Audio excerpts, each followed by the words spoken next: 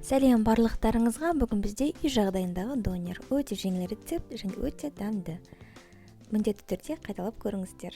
Ол үшін бізге қажетті 2 картоп, қызанақ, қырыққабат, сәбіз, қияр, пияз, тауық еті және әртүрлі бұрыштар. Соус үшін мен дайын майонезді қолдандым. Сіздер майонездің орнына сметана, яғни қаймақты қолдансаңыздар болады. Ең алдымен тауық етін турап аламыз жіңішкелеп және оны маринадтаймыз. Ол үшін бізге қара бұрыш, паприка және базилик қажет.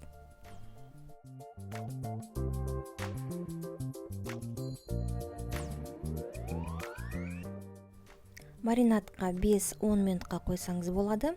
Ол уақытқа дейін барлығын жақсылап тураймыз, дайындаймыз.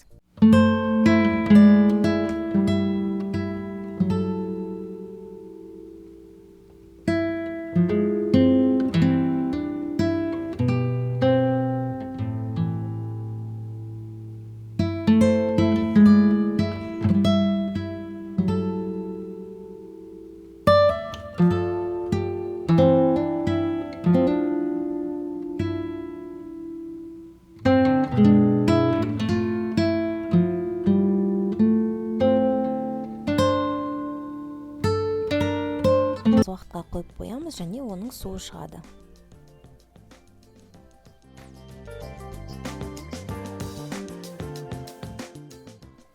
Тауық етін аз ғана мөлшердегі сұйық майда 5-6 минут қуырып аламыз.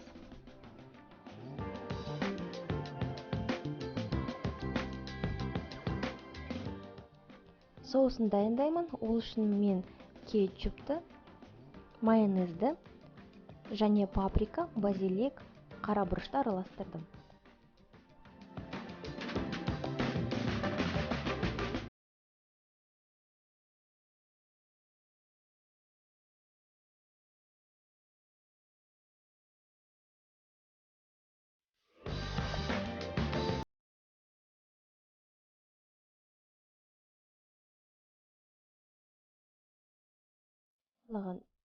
Турап, қуырып дайындадым.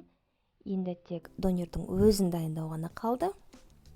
Ол үшін бірінші соусты жақтым және ары қарай кез келген ретпен барлық көкөністерді салсаңыз болады.